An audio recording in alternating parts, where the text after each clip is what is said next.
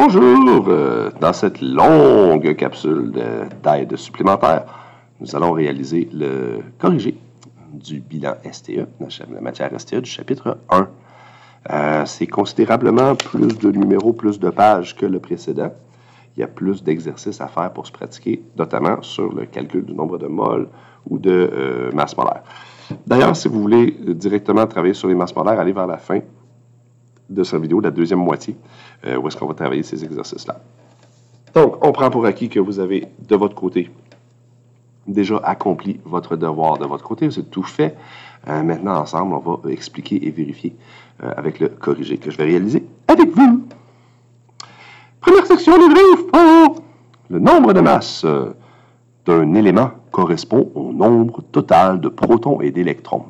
C'est tentant, mais non. C'est plutôt le nombre total de protons et de neutrons. Le numéro de la période permet de déduire le nombre de neutrons d'un élément. Mais non, le nombre de la période donne le nombre de couches. Ça n'indique en rien la quantité de neutrons. C'est pas ça. La masse atomique relative tient compte uniquement de l'isotope le plus abondant. Non, la masse atomique relative doit tenir compte justement de l'abondance de chacun des isotopes. C'est encore un faux. Est-ce qu'on aura 4 faux de suite? Le nombre de neutrons s'obtient à l'aide du numéro atomique, le Z, et le nombre de masse, le A. Oui, effectivement, ça c'est vrai.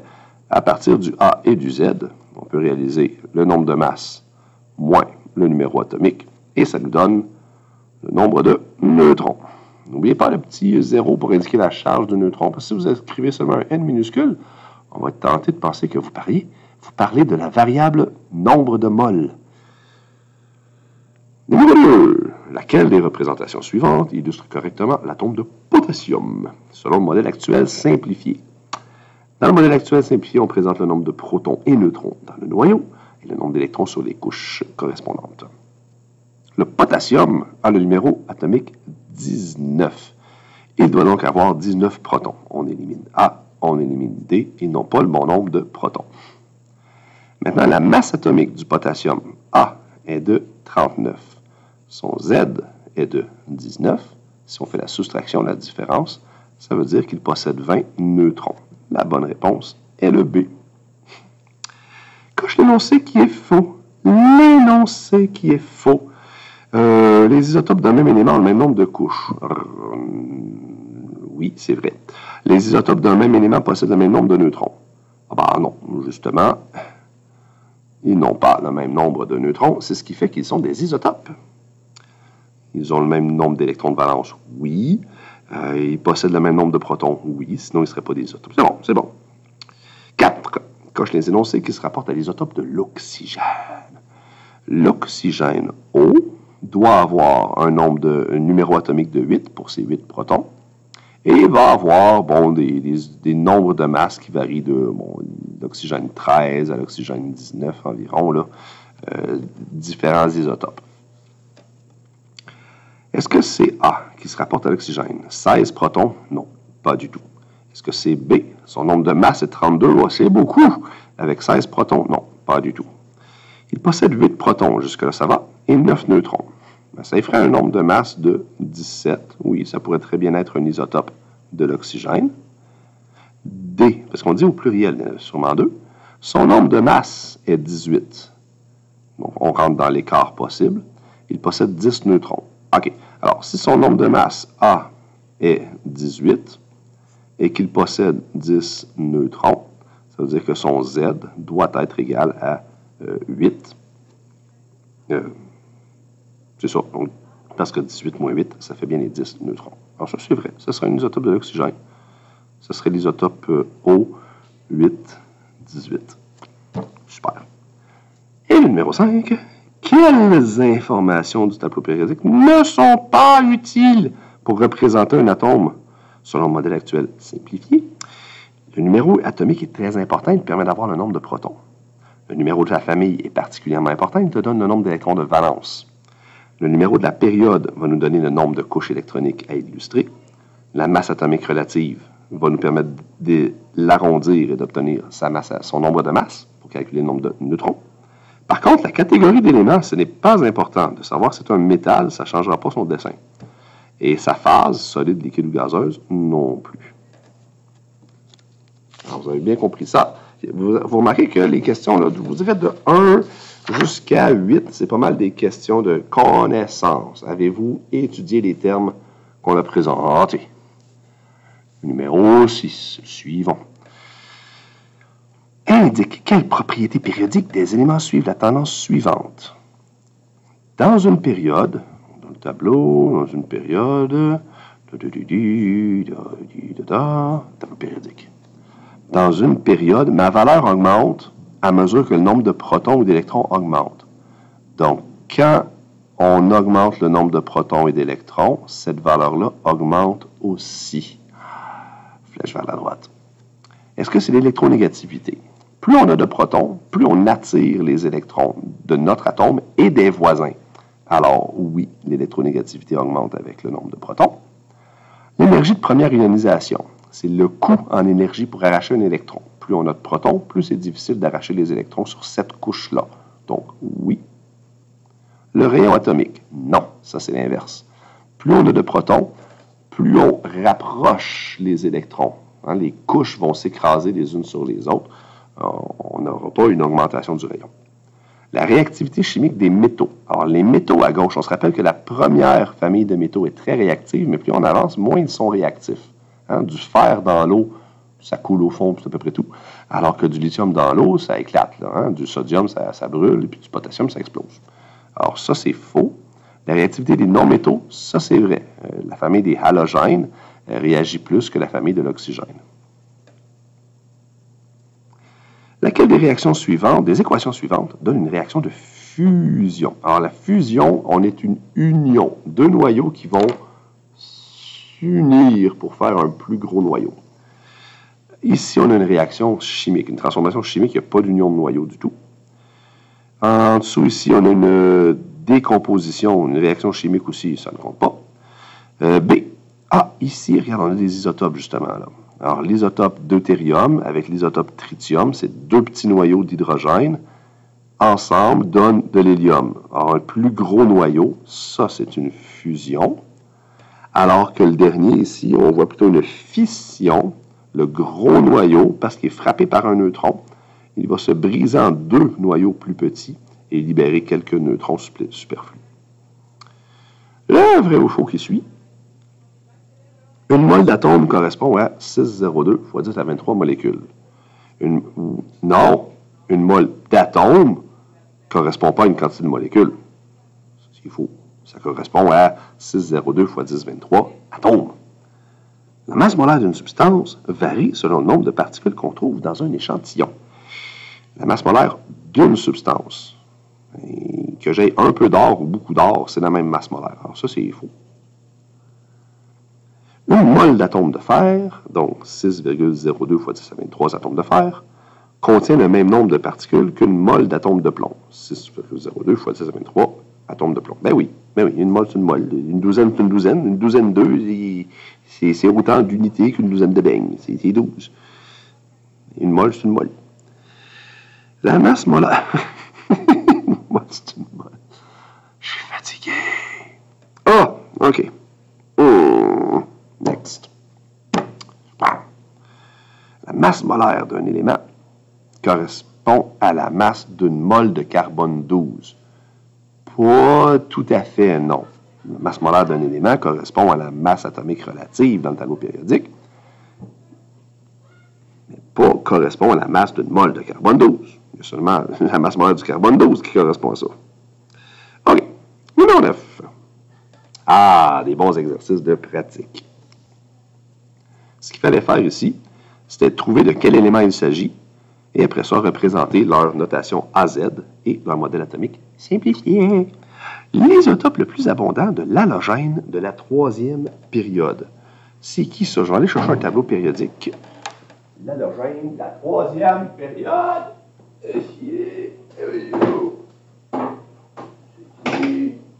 Aïe aïe! Donne-moi ça. Non, pas trouvé.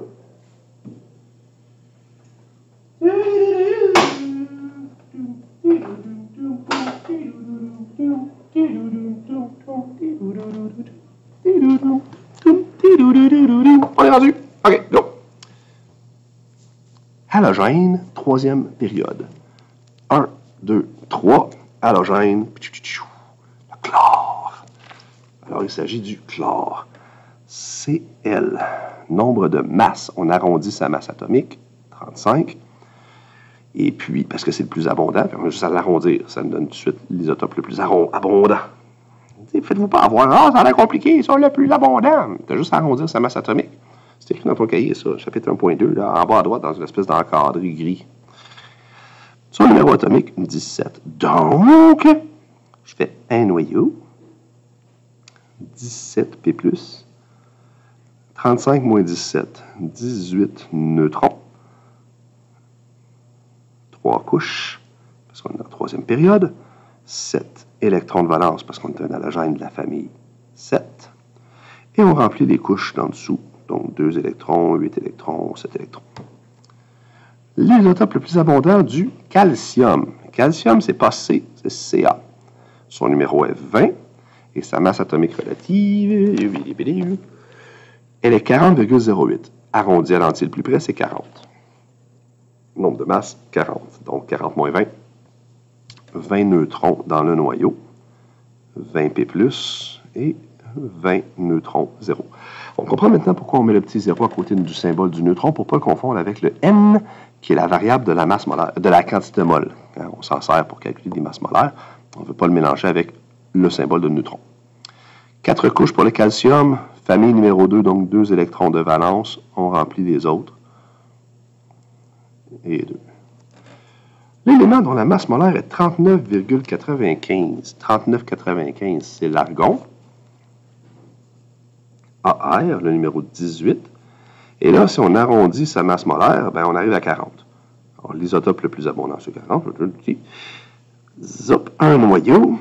18 P+. 40 moins 18. 22 neutrons. 2 électrons sur la première. 8 sur la deuxième. L'argon, ensuite 8 sur la troisième. Ça fait 18 électrons. L'isotope, dont le numéro atomique est 14, bon, le numéro atomique est 14, et le nombre de masse est 30. C'est qui ça? C'est qui ça, le numéro 14? Oh, c'est le silicium! C'est juste qu'on a un isotope plus lourd. Pardon! Bon, c'est sûr que parler, ça fatigue la voix. Plus lourd que l'isotope le plus abondant. Donc, il y a juste 2 protons de plus que celui-ci. 2 neutrons. 2 neutrons de plus que celui-ci. Ici. Silicium. Noyau. On met nos 14 protons. 30 moins 14, celui-là. Il aura 16 neutrons. Nombre de protons, 14. Donc, je veux 14 électrons. 2, 8 et 4. Famille 4, c'est normal. L'isotope le plus abondant du sodium. Le sodium, masse atomique de 22,99. On l'arrondit à l'entier, ça fait 23. 23. Na 11. Noyau de 11 P+, 12 neutrons.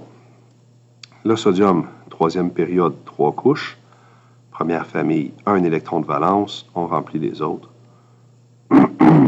Et le soufre 34. Bon, il s'agit d'un isotope du soufre dont le nombre de masse est 34. Son numéro atomique, lui, son numéro doit être le même, ça reste 16. On fait son noyau. 16 P+, 34 moins 16, 18. Donc 18 neutrons.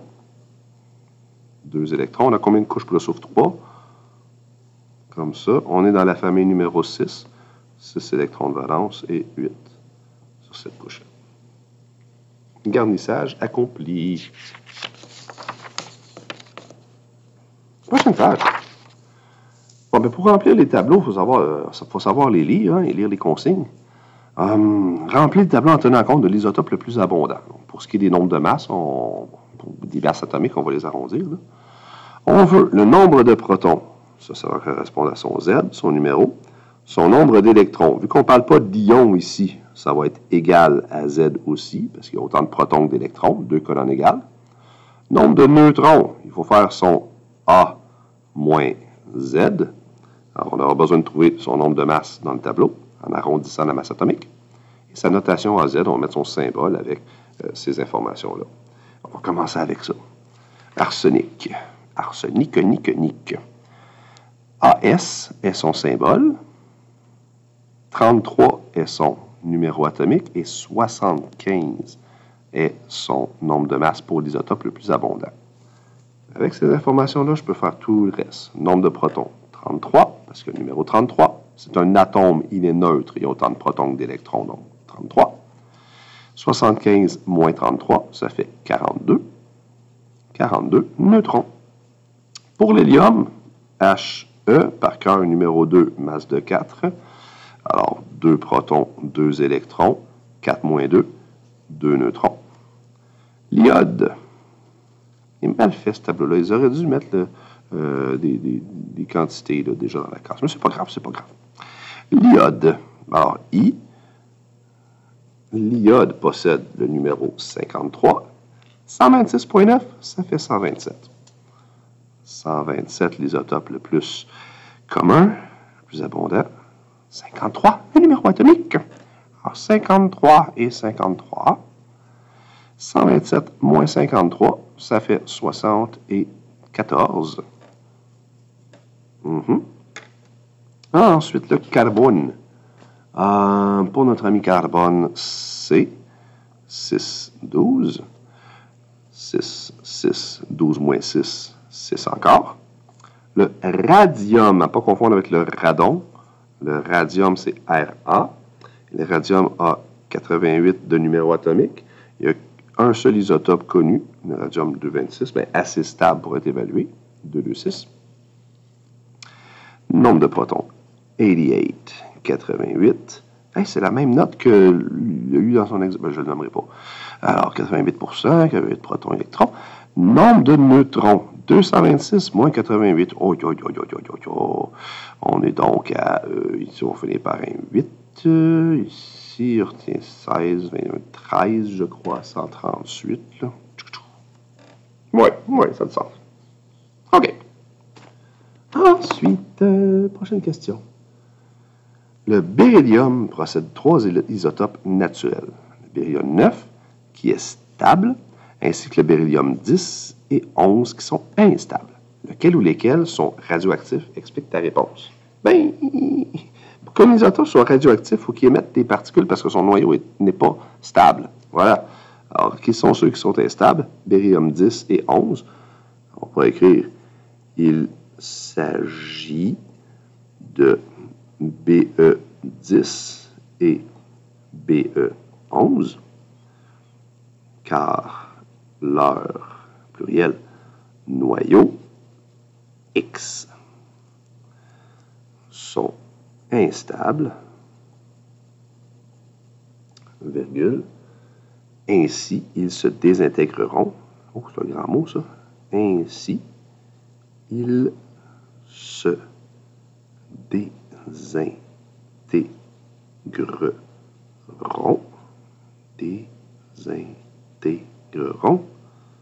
en émettant des radiations.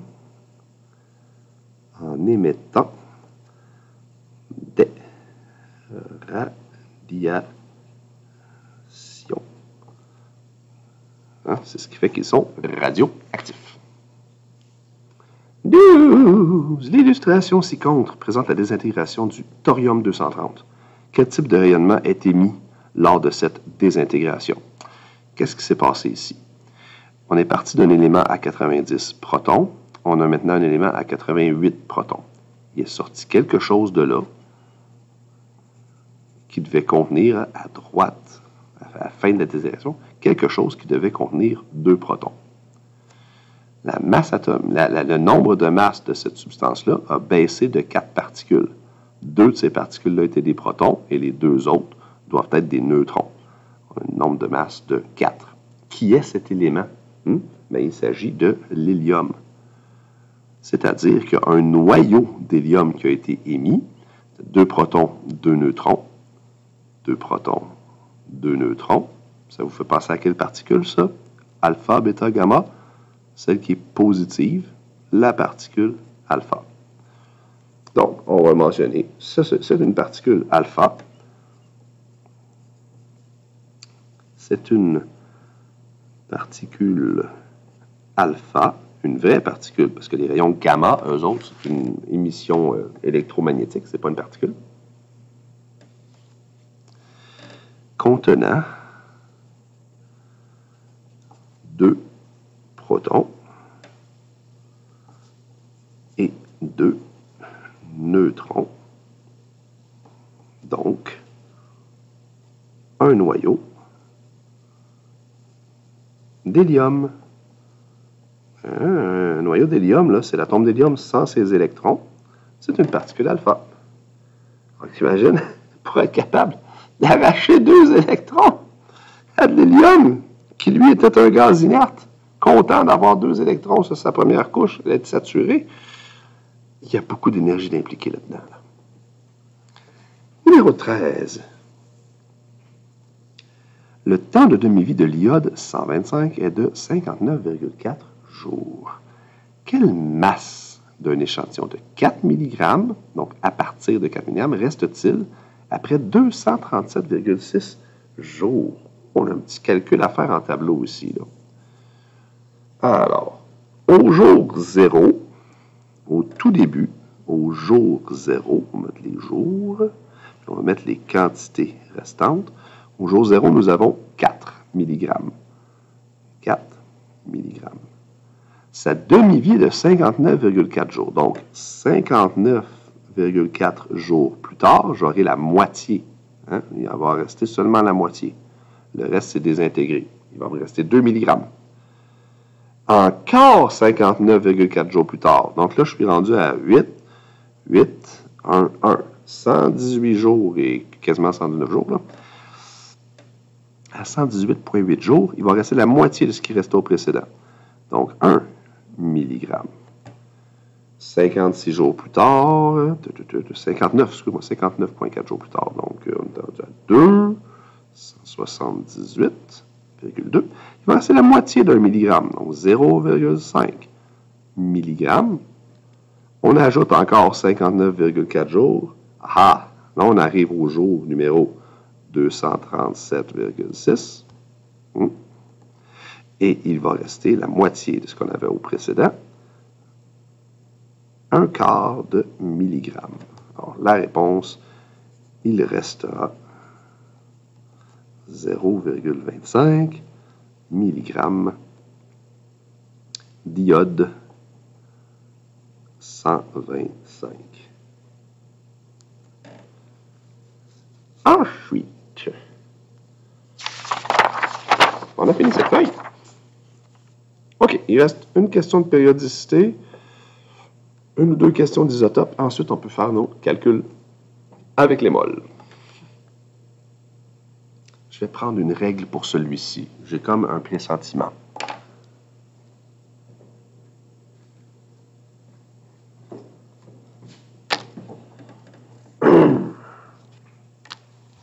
Observe le diagramme. C'est l'électronégativité en fonction du numéro atomique. Comment l'électronégativité varie-t-elle généralement dans une période? Ben, où sont nos périodes ici? La première période contient les éléments numéro 1 et 2. Donc, je vais me faire une ligne ici pour la première période. Début de la première période. La deuxième période commence avec l'élément numéro 3.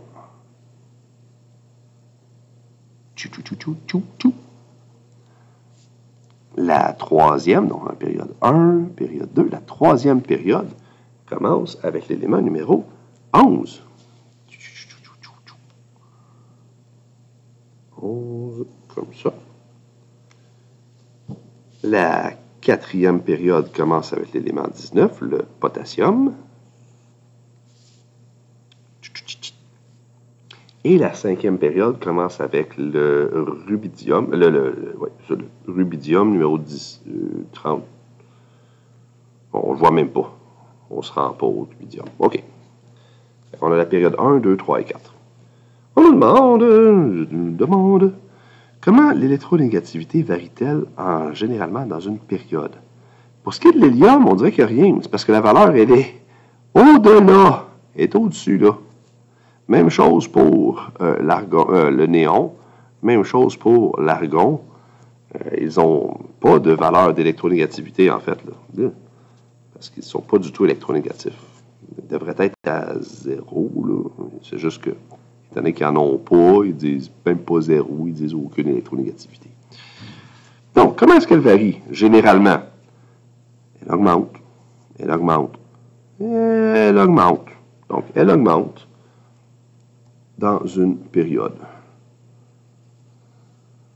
Pourquoi? Parce que le nombre de protons augmente.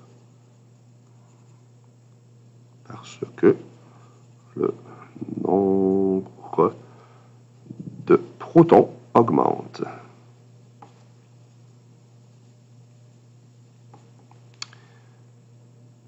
Comment varie-t-elle généralement dans une famille? À l'intérieur d'une famille, comment ça change? Ben, prenons, mettons, la famille des alcalins. On ne va pas jouer avec les gaz inertes pour rien, là. Famille des alcalins. Ça, c'est la valeur de même pas l'hydrogène. Famille des alcalins, il ne compte pas. Oublie ça. Lui, c'est un alcalin. Le lithium, le sodium, le potassium. Qu'est-ce qu'on remarque par rapport à une famille? On dirait que ça diminue. Et on pourrait faire la même chose avec, mettons, la famille de l'oxygène, numéro 6. La famille de l'oxygène contient aussi le soufre, numéro 16. Ensuite, qu'est-ce qu'il y a d'autre dans cette famille-là? En dessous du soufre, il y a au tableau périodique le sélénium, numéro 34. Qu'est-ce qu'on remarque ici? Une légère baisse. Une légère baisse. Alors, on pourrait dire, elle diminue légèrement. Hein? Pourquoi? Parce qu'on a plus de couches électroniques. Le noyau, il se ramasse plus distancé des électrons qu'il voudrait arracher. Donc, elle diminue légèrement. Légèrement. À cause du nombre de couches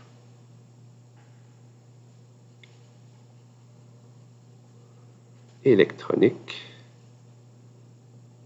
qui augmente.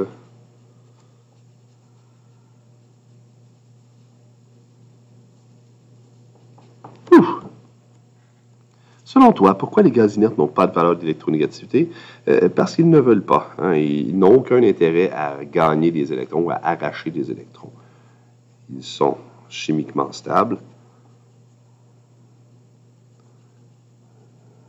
Stables, c'est-à-dire leur dernière couche, la couche de valence, leur dernière couche est déjà saturée.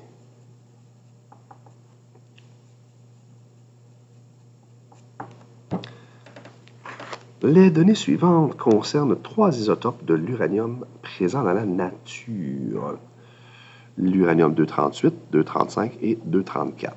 Qu'est-ce qui distingue ces 3 isotopes? Bien, ils se distinguent par le nombre de neutrons. Celui-là, il a 3 neutrons de plus que l'uranium 235 et le 234 a 1 neutron de moins que le 235.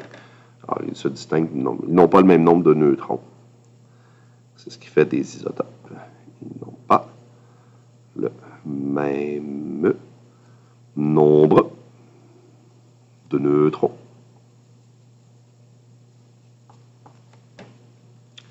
Pourquoi la masse atomique relative de l'uranium est-elle de 238,03 dans le tableau périodique? Parce qu'on voit ici uranium 238, masse atomique 238,05.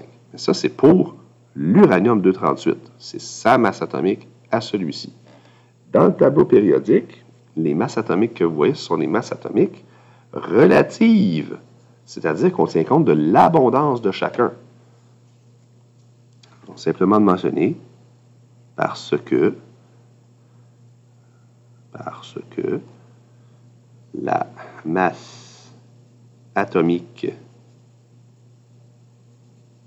relative, ça me fait mémoriser le terme de l'écrire, relative, pas relation, mais non, parce que la masse atomique relative tient compte de l'abondance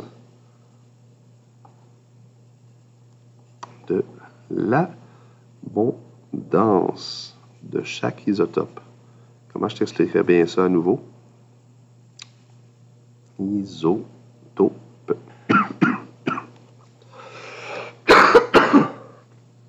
99%, on dit là, 99% des atomes d'uranium ont une masse de 238,05.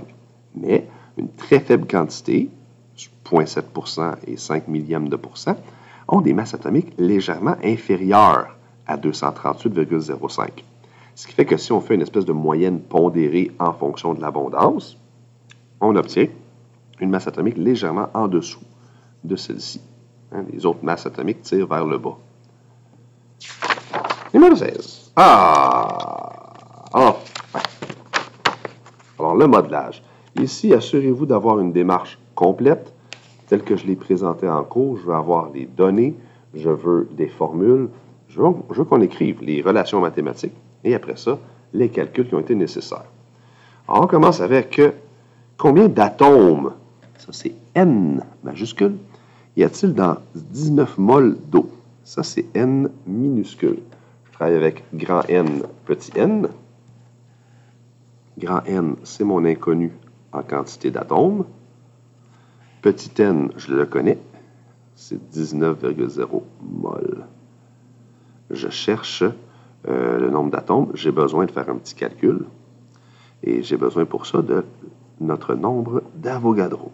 602 fois 10 à la 23 atomes par mol. Combien d'atomes dans un paquet d'une mol? Il y en a 6,02 fois 10 à la 23. Bon, ma formule de base, ma relation de base, là, ça serait N est égal à grand N sur Na. Ce qui m'intéresse, c'est N, je l'isole tout seul. Et ce qui me donne grand N est égal à petit n fois Na. On résout. Grand N sera 19 mol multiplié par 6,02 fois 10 exposant 23 atomes par mol. Alors, mol en bas, mol en haut, ça s'annule. 19 multiplié par 6,02, ça donne 3,45 fois 10 à la 25. 3,45 fois 10 à la 25 atomes. Unité de mesure, on compte des atomes dans le premier problème ici. La calculatrice, parce que je veux que vous voyez les touches EXP quand je les utilise. Voilà.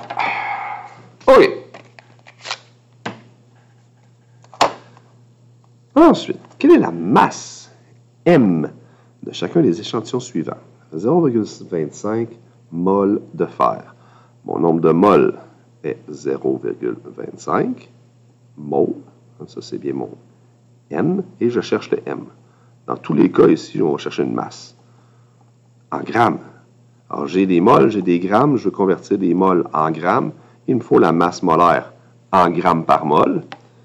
Ouais, pour le faire, la masse molaire correspond à sa masse atomique relative, comme tous les éléments. Alors, 55,85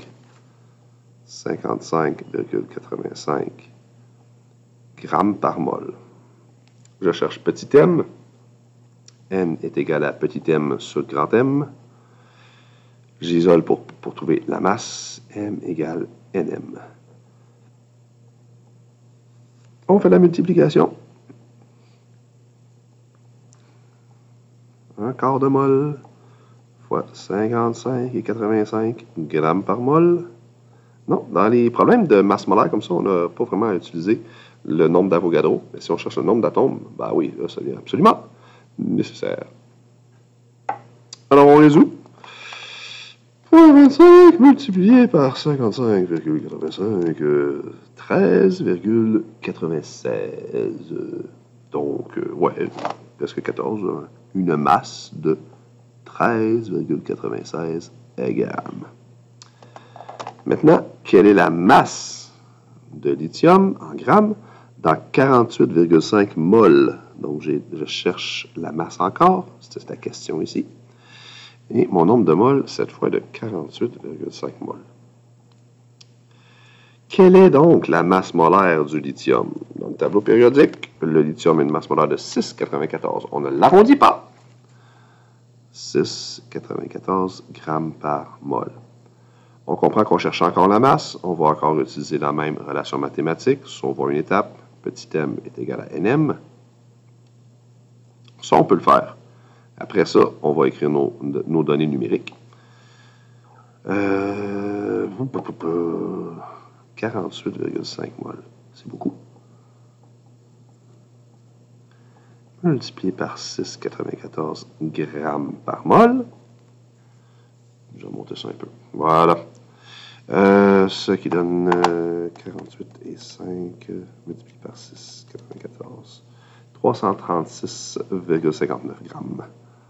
336,59 grammes. Donc, une masse de 336,59 grammes. Même démarche. Je cherche la masse en grammes. J'ai déjà le nombre de moles.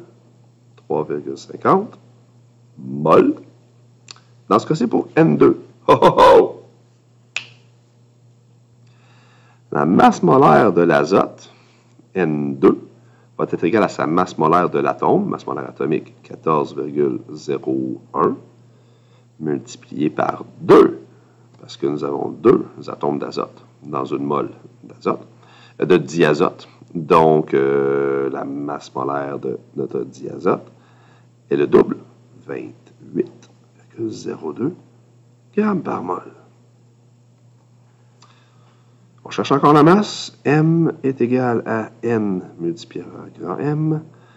M égale 3,5 mol multiplié par, plus haut, multiplié par 28,02 grammes par mol. Donc 3,5 multiplié 28,02. 98,7 centièmes. 98,07 grammes. Et les données de la page ici. On a le nombre de moles, 5 et 35 moles. On cherche la masse en grammes. On doit connaître la masse molaire du trioxyde de difer. Faisons une petite technique de la facture pour trouver la masse molaire du trioxyde de difer. De quoi est-ce qu'il est fait, lui? Fe2O3. Il y a du fer, dont la masse molaire est 55,85. Et il y en a 3 fois. Non, 2 fois. Blablabla. C'est Fe2. Il y en a 2 fois. Donc, je multiplie ça par 2. 55 et 85 fois 2. Ça fait bien 111,7 grammes par mol. Je l'encercle. 111,7 grammes par mol encerclé. Maintenant, il y a aussi de l'oxygène dans Fe2O3. La masse molaire de l'oxygène est de 16 grammes par mol. J'en ai 3, donc 16 fois 3, ce qui fait 48 grammes par mol. Je l'encercle. Je fais la somme des deux, plus 48, ce qui me donne 159,7 grammes par mol. 159,7 grammes par mol. Tu sais, quand on a des atomes, ça va bien, on va chercher la masse atomique qui est dans le tableau. Quand on a des molécules, il faut faire la masse molaire moléculaire. Bien, on va additionner les masses molaires des différents éléments qui sont dedans. Ensuite, on peut faire notre calcul de masse. Petit n fois grand M. 5 et 35 mol multiplié par 159,7 grammes par mol. Donc, on multiplie par 5 et 35. 854,39 grammes. Ben oui, les mols s'annulent, il reste les grammes. 854,39. Oh, en fait, 0,40 si on arrondit comme il faut. 0,40 grammes.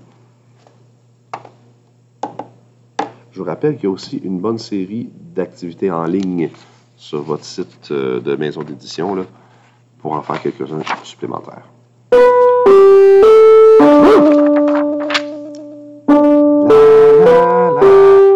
On va peut-être finir en 3/4 d'heure. Exprime chacune des quantités suivantes en mol. Alors, quantité, on va les exprimer en mol. J'ai 32 grammes, c'est une masse. Je veux les avoir en nombre de mol. Je veux transformer des grammes en mol. Il va falloir que je prenne les masses molaires ici. Donc, M égale 32 grammes. N égale inconnu mol. Il s'agit du carbone. Je cherche la masse molaire du carbone, qui est de 12,01. Je dis bien ça, je ne me trompe pas, 12,01 grammes par mol. Voilà. Je cherche mon nombre de mol. N est égal à petit m sur grand M. Donc, petit n est égal à 32 divisé par 12,01. 32 divisé par 12,01. 2,66. Nombre de moles, 2,66. Unité de mesure, bien sûr, il faut que ce soit des moles. Parce qu'en haut, j'ai des grammes. En bas, j'ai des grammes par mol. Les grammes s'annulent. Quand on divise par une division, par un quotient, c'est comme si on multipliait par l'inverse. Donc, les moles se ramassent en haut. Voilà. Donc, N égale 2,66 mol. Pour l'or, B, j'ai une masse. M égale 2500 grammes. On est peut-être tenté de l'écrire en kilos, mais non. Les masses molaires sont en grammes, pas en kilos. Nombre de moles, on le cherche. On parle de l'or ici. L'or a une grosse masse molaire intense là, de 196,97. AU, l'or, 196,97 grammes par mole. Même formule, N est égal à M sur M. Masse sur masse molaire. N sera égal à 2500 grammes divisé par 196,97 grammes par mol. 2500 divisé par 196,97. 12,6928, donc 12,69 mol. Ensuite, 1,2 fois 10 à la 24 molécules d'eau. Ce n'est pas une masse, c'est une quantité de particules. Ça, c'est un grand N. Alors, je connais un grand N. 1,2 fois 10, 24 molécules. MLC, molécule. Je cherche le nombre de moles en mol. J'aurais besoin du nombre de molécules par mol. Le nombre de molécules par mol, c'est le nombre d'Avogadro. NA, c'est-à-dire 602 à 10 à la 23 molécules par mol. Je cherche petit n. Il va être égal à grand N sur NA. Et on va faire cette longue division. Petit n, des cases plus grandes, s'il vous plaît, les maisons d'édition. C'est tout petit, là. Puis j'exagère pas dans la grosseur de mes écrits, pourtant. Petit n va être égal à 1,2 fois 10 à la 24 molécules divisé par 602 fois 10 à la 23 molécules par mol. Rappelez-vous ce que je vous disais. Molécule en haut, molécule en bas, ça s'annule. On a un quotient en bas. Molécule par mol. Donc, on divise par un quotient. Ça veut dire qu'on multiplie par l'inverse. Les mols remontent en haut. Maintenant, on avait x 10 à la 24, on avait x 10 à la 23, une couple d'exposants qui vont s'annuler là-dedans. Comment est-ce qu'on l'écrit déjà, les valeurs exponentielles? avec la notation scientifique, comme ceci. 1.2 EXP 24. Peut-être que vous avez la touche en bas, vous autres, qui serait fois 10x, OK? Ou EXP 24. Et là, je fais ma division. J'ai déjà mon nombre. Je divise par 6,02 fois 10 à la 23. 6.02. Ça se fait bien, ça. EXP 23 égale. Alors, ma réponse ici à prendre en compte est 1,99333. Il n'y a pas ici d'exponentielle après. Ça, c'est juste pour résumer mon calcul. Alors, 1,99, c'est mon nombre de moles. 1,99 moles. Donc, presque 2 moles. L'avant-dernier. 140 grammes de sulfate de cuivre, CuSO4. Bon, ça va être un petit peu plus long. On va commencer par trouver la masse molaire du sulfate de cuivre. Masse molaire de CuSO4. Alors, qu'est-ce qu'on a là-dedans? On a du cuivre, on a du soufre, on a de l'oxygène.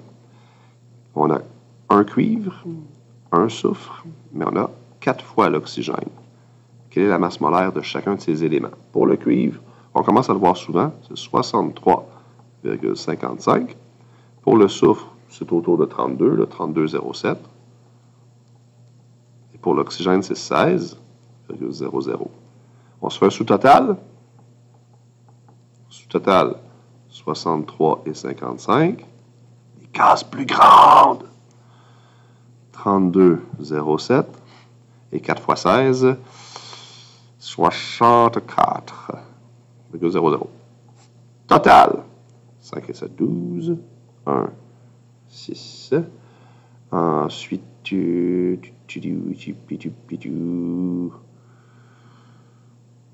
pourquoi je mets un 7, moi, ici? Non, 32,07. Bon, c'est correct. 1, 2, 3, 4, 5, 6, 7, 8, 9.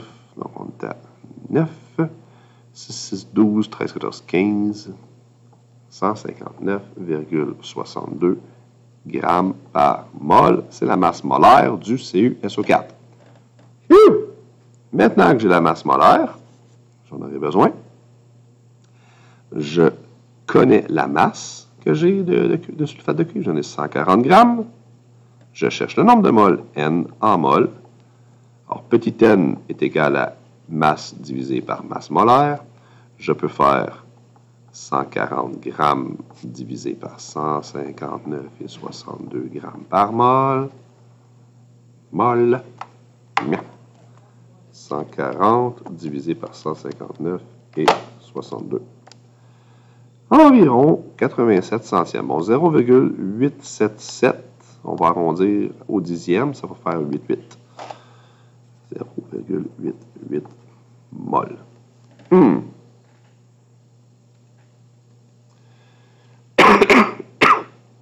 Ensuite, OK. Gros problème pour le dernier. C'est un petit peu plus complexe, mais ça ressemble un peu à un problème de maths standard. Karine a reçu une cloche qui sonne.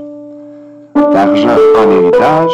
Afid a eu 196 moles d'or. Tu sais, quand tu as des grands-parents qui t'offrent ça, là, je te donne pas une masse en or, je te donne 196 moles d'or. Yeah. Tous les deux estiment pouvoir devenir millionnaires en vendant leur héritage.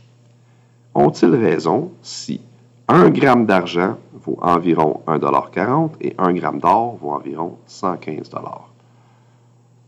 Moi, ce que je comprends là-dedans, c'est que si je transforme ce nombre de moles en grammes, je pourrais multiplier par le ratio de dollars par gramme, puis voir combien d'argent ils vont faire avec cette quantité de métal-là.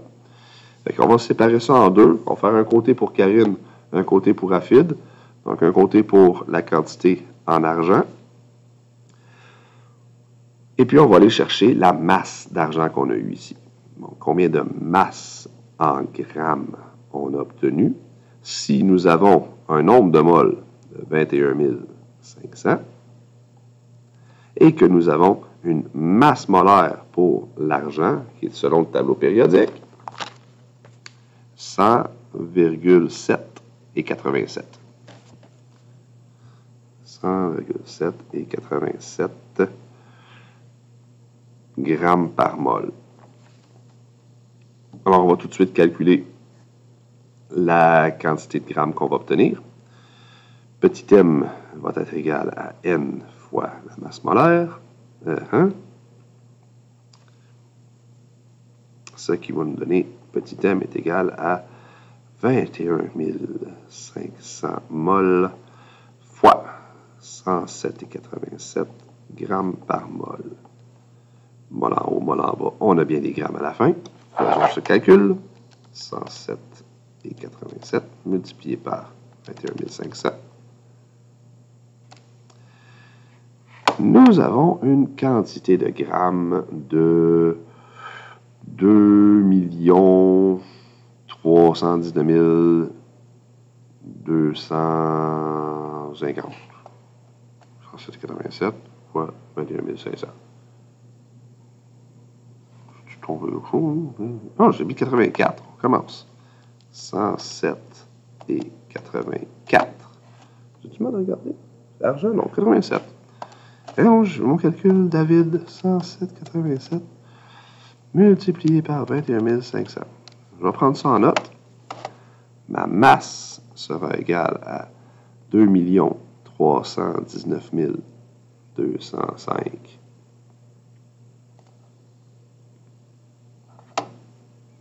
grammes.